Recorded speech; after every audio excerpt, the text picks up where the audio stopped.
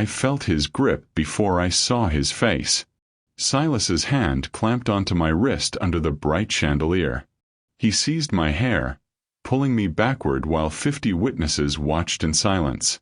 Then, a dark-haired stranger slowly unbuttoned his suit jacket. The Obsidian ballroom was a cathedral of black marble and starlight, a place where the air tasted of expensive gin and the quiet hum of million-dollar betrayals. Sloane stood near the edge of the grand staircase, her fingers white-knuckled as she gripped her clutch bag. Inside was a flash drive, her only ticket out of a life defined by bruises and barricaded doors. For 90 days, she had lived like a ghost, scrubbing her digital footprint and sleeping with a blade beneath her pillow. She had escaped the prison Silas Reed called love, but standing under the oppressive glow of the massive crystal chandeliers, she felt more like prey than she ever had in the dark. She scanned the room, looking for the contact who promised to buy her secrets. Instead, she found the one man who owned the very air everyone in the building breathed. Kalen Cross stood at the mahogany bar, a silent sovereign in a perfectly tailored suit. He didn't film the socialites or whisper to associates. He simply watched with eyes that were terrifyingly calculating. Sloane felt a shiver of true fear. In a world of sharks, Kalen was the Leviathan. She tried to blend into the shadows of the velvet curtains, hoping her silk gown would act as camouflage. Before we see if Sloane can slip away unnoticed, tell me in the comments. Have you ever felt someone's presence before you actually saw them? Subscribe to follow Sloane's journey into the heart of the Obsidian Tower. The music, a sharp string quartet, seemed to swell, drowning out the peripheral noise of the gala. Suddenly, the temperature of the room seemed to drop.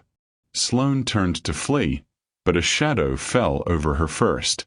A rough, familiar hand clamped onto her skin like a vice, shattering her 90-day illusion of safety. It was Silas. His eyes were bloodshot, his tuxedo rumpled, the look of a man who had nothing left to lose and everything to prove. The civilized atmosphere of the gala vanished in an instant. He didn't care about the elite crowd or the rules of the house. He had found his lucky charm, and he was going to make sure she never ran again. The silence that followed Silas's outburst was more deafening than a scream. Sloane's scalp burned as he yanked her head back, forcing her to stare up at the glittering, indifferent crystals of the chandelier. The elite guests of the Obsidian Gala shifted uncomfortably, adjusting their silk ties and sipping their champagne, but no one moved to help. To them, Sloane was merely a broken ornament in a beautiful room. Silas's breath, smelling of desperation and cheap whiskey, scorched her ear. He leaned in, his voice a jagged whisper that promised a slow, agonizing end to her 90 days of freedom. He was no longer just a man. He was a cornered animal trying to claw his way out of a debt he couldn't pay. You really thought you could hide in a place like this? Silas hissed, his fist tightening in her hair until tears blurred her vision. You're coming with me, Sloane. You're the only thing I have left to trade. He began to drag her toward the exit, his movements erratic and violent. Sloane's heels skidded on the polished marble, her hands frantically trying to loosen his grip. The physical pain was secondary to the crushing realization that her sanctuary had been a lie. She looked into the eyes of a woman in a silver gown nearby, pleading for a single phone call, a word of protest, anything. The woman simply looked at her bubbles and turned away. Then, the air in the ballroom shifted. It wasn't a sudden noise, but a sudden absence of it. The string quartet faltered and stopped. The low murmur of the power brokers died in their throats. Silas felt it too, a predatory weight pressing down on the back of his neck. He stopped dragging Sloane and turned, his bravado flickering like a dying candle. Kalen Cross had moved. He hadn't rushed. He had simply stepped away from the mahogany bar and into the center of the light. He stood 10 feet away, a pillar of cold, absolute authority. His eyes weren't on the crowd. They were fixed on Silas's hand buried in Sloane's dark hair. Kalen's expression was unreadable, but his presence was a death sentence for the chaos Silas had brought into his house. Slowly, with a deliberate motion that held the room captive, Kalen reached for the middle button of his suit jacket. Would you have stayed silent like the crowd or risked everything to speak up? Let me know in the comments. Subscribe now to see what happens when the Sovereign finally takes action. Kalen Cross's jacket fell open, revealing the dark leather of a shoulder holster and the cold matte finish of a weapon. He didn't reach for it. He didn't need to. The mere suggestion of his preparedness was enough to turn the air into lead. Silas froze, his fingers still entwined in Sloane's hair, his eyes darting frantically between Kalen and the exit. The predator had suddenly realized he was standing in the middle of a trap designed by a master architect. Kalen took a single step forward, the click of his Italian leather shoes echoing like a hammer against a nail. In this house, Kalen began, his voice low and vibrating with a terrifying calm, we do not permit the help to touch the guests, and we certainly do not permit animals to shed hair on the marble. His words were a direct insult to Silas's status, stripping him of his humanity in front of the city's most powerful people. Silas's face contorted with a mixture of rage and sheer terror. He knew Kalen's reputation, a man who once dismantled an entire syndicate over a breach of contract. She's mine, Silas yelled, his voice cracking. She's collateral. I have the right to take what's mine. Kalen stopped 3 feet away. He looked at Sloane, his gaze lingering on the red marks on her wrist and the way her body trembled. For a split second, something flickered in those flint-gray eyes. Not pity, but a recognition of strength. He looked back at Silas. You have no rights here. You have only the mercy I choose to afford you, which is currently evaporating. With a movement so fast the eye could barely follow, Kalen's hand shot out. He didn't grab Silas's throat. He grabbed the wrist holding Sloane's hair and squeezed. The sound of bone clicking under pressure filled the small circle of silence. Silas screamed, his grip finally failing. Sloane stumbled forward, collapsing against Kalen's chest. The scent of sandalwood and cold steel enveloped her. If you were in Sloane's shoes, would you trust the man who saved you, or would you run from him too? Share your thought in the comments. Subscribe to see if Sloane's savior is just another cage. Sloane felt the heat of Kalen's body through his crisp white shirt, a stark contrast to the cold marble floor she had nearly kissed. The ballroom remained trapped in a vacuum of silence, the only sound being Silas's labored, pathetic whimpering as Kalen continued to crush his wrist. Kalen didn't look down at her. His focus remained on the man he had just dismantled with a single hand. To Kalen, Silas wasn't a rival. He was a glitch in a perfectly calibrated system, a stain on the evening's high-gloss finish. Security, Kalen said, his voice barely above a whisper, yet it carried to every corner of the room. 4 men in dark suits appeared from the shadows of the velvet pillars as if they had been conjured from the darkness itself. They didn't move like bouncers. They moved like soldiers. They surrounded Silas, who was now cradling his ruined hand against his chest, his face drained of color. The arrogance that had fueled his assault was gone, replaced by the raw, shivering terror of a man who realized he had just picked a fight with a mountain. Take him to the sub-basement, Kalen ordered, finally releasing Silas's arm. He has brought noise into a silent house. He needs to learn the value of quiet. As the security team hauled a struggling Silas out of the ballroom, Kalen finally turned his attention to Sloane. He didn't offer a hand or a soft word of comfort. Instead, he reached into his inner pocket and produced a silk handkerchief, handing it to her with a gesture that was both elegant and demanding. He noticed the clutch bag she was still white-knuckling, his eyes narrowing slightly as if he could see the encrypted flash drive right through the fabric. You have something that doesn't belong to you, Kalen remarked, his voice smooth as aged bourbon. And now, you belong to me until I decide otherwise. It's time we discuss your debt in a more private setting. He placed a firm, steadying hand on the small of her back, guiding her toward the private elevator. Sloane realized then that while the predator was gone, the sovereign had claimed her. She was no longer a ghost running through the streets. She was a guest of the most dangerous man in the city. How much would you sacrifice for true protection? Do you think Kalen is saving her or just claiming her? Tell me your theories in the comments. Subscribe to see what Kalen finds on that flash drive in the next scene. The private elevator ascended in a silence that felt heavier than the atmosphere in the ballroom. Sloane watched the floor numbers climb on a digital display, her reflection in the mirrored walls looking like a stranger's. Her hair was disheveled, her skin was pale, and her eyes were wide with a mixture of adrenaline and exhaustion. Kalen Cross stood beside her, his silhouette sharp and immovable. He didn't look at her, yet she felt the weight of his attention like a physical force. He was a man who didn't need to speak to command a room or an elevator. When the doors opened, they stepped directly into a penthouse that redefined the concept of power. It was a space of glass, steel, and shadows, overlooking a city that looked like a collection of flickering embers from this height. Kalen walked toward a massive desk carved from a single piece of obsidian. He poured 2 fingers of amber liquid into a glass, but he didn't offer her any.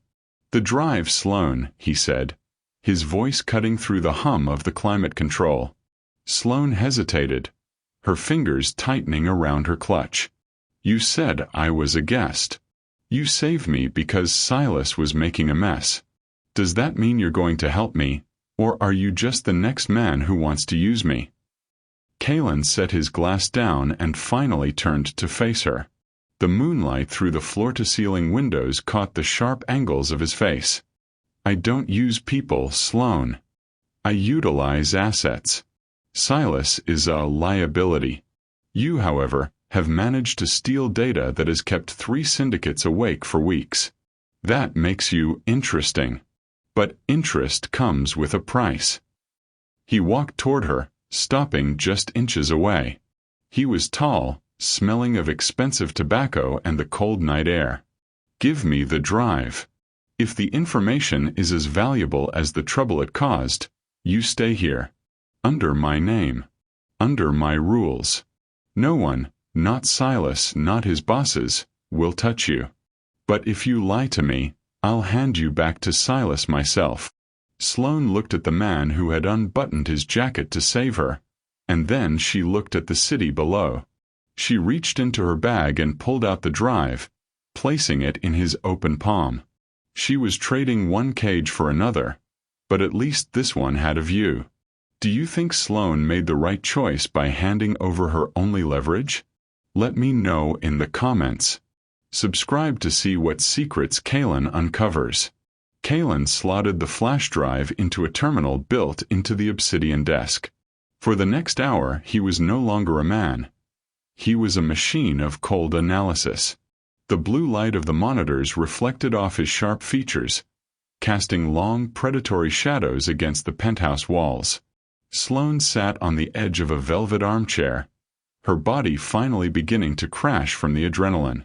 Every time a car backfired in the city below, she flinched, expecting Silas to come bursting through the glass. Kalen finally leaned back, his eyes unreadable. Silas was skimming from the Vane Syndicate. Millions. He didn't just owe them his life. He owed them a fortune he had already spent. "This data doesn't just clear your debt, Sloane. It gives me the leverage to dismantle Silas's entire organization from the inside." He stood up and walked toward her, pausing to look out at the skyline. "Silas has been talking in the sub-basement. He thinks he can bargain. He told my men that he had already sold your location to a third party, the debt collectors Silas was running from. They don't care about my rules or this gala. They are coming for their collateral." Sloane felt the air leave her lungs. "Then I'm still a target. Even here." "You are a target as long as you are alone," Kalen corrected. He turned to face her, his hands sliding into his pockets. "But you aren't alone.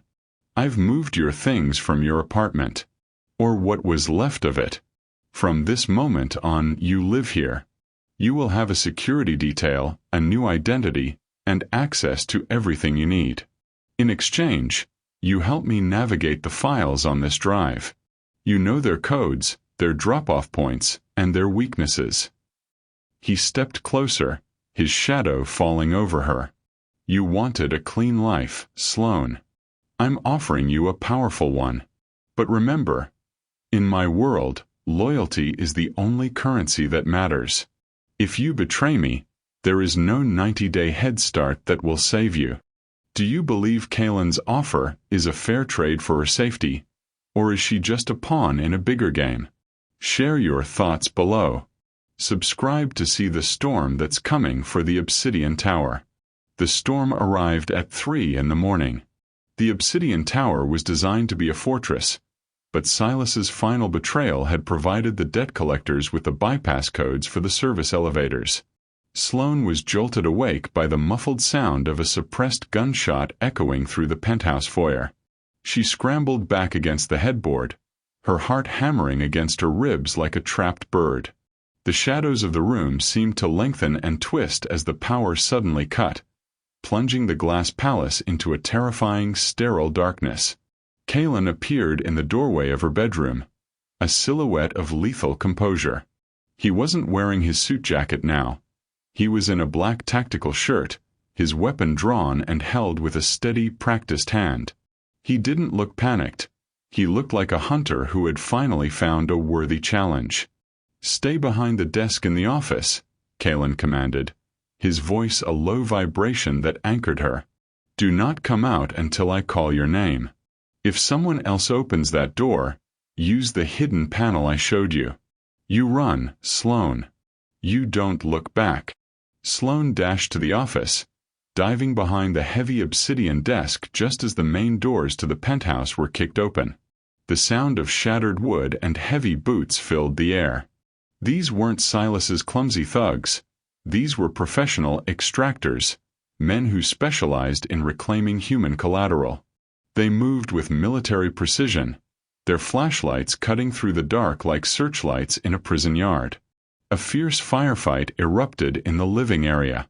The sound of breaking glass and high-caliber rounds echoed through the penthouse, a violent symphony that signaled the end of Sloane's life as a victim. From her hiding spot, she could hear Kaylin moving, silent, fast, and devastating. He wasn't just defending his home. He was protecting his claim. In the middle of the chaos, think about this. Is it possible for a relationship born in violence to ever truly be peaceful? Drop your comments below and tell me if you think Kaylin is doing this for Sloane or for his own pride. Subscribe to see the showdown in the next scene. The penthouse was a landscape of broken glass and drifting gunsmoke. Sloane crouched behind the obsidian desk, her fingers digging into the hard stone as the sounds of the struggle reached a violent crescendo. Kaylin was a ghost in the dark, moving with a lethal fluidity that defied his elegant reputation. She heard the wet thud of a body hitting the floor and the sharp metallic click of a magazine being swapped. Kaylin wasn't just fighting. He was performing a systematic erasure of the threat. The door to the office was suddenly kicked off its hinges. Sloane gasped, sliding into the narrow knee well of the desk as a flashlight beam swept the room. A man stepped in, his face masked and a tactical rifle raised. "Found the collateral," he grunted into a radio. But before he could take another step, a shadow detached itself from the ceiling's darkness. Kaylin dropped behind the man, his movements as silent as falling snow. He didn't use his gun. He used a serrated blade that caught the moonlight. The struggle lasted only seconds before the extractor collapsed. Kaylin stood over him, his chest heaving slightly, his eyes finding Sloane's in the dark. For the first time, he looked less like a businessman and more like the sovereign of legends. "It's over," Kaylin said, his voice raspy from the smoke. He walked toward her, offering a hand to pull her from the floor. His palm was hot, and his grip was like iron. He led her back into the living room, where the remaining security team was already clearing the bodies. In the center of the room sat Silas, bound and gagged, his eyes wide with a terror that surpassed anything he had ever inflicted on Sloane. Kalen looked at the man who had started the fire. He sold the codes. He invited the wolves into my house. Kalen turned to Sloane, handing her his weapon. He is yours to settle with, or I can ensure he spends the rest of his very short life wishing he had died at the gala. If you were Sloane, would you take revenge yourself or let Kalen handle it? Let me know your choice in the comments. Subscribe for the final part of the story to see Sloane's ultimate transformation. Sloane looked down at the weapon in her hand, then at the broken man shivering on the floor. Silas was a ghost of her past, a parasite who had fed on her fear for years. She realized that pulling the trigger wouldn't make her free. It would only link her soul to his pathetic violence forever. She slowly handed the gun back to Kalen, her fingers brushing his as she let go of the metal. He isn't worth the bullet, she said, her voice finally steady. Take him away. I want him to spend every day in a cell knowing he's forgotten. Kalen nodded to his men, and Silas was dragged out of the penthouse, his muffled pleas fading into the night. The silence that followed was different than before. It wasn't the silence of a grave, but the silence of a clean slate.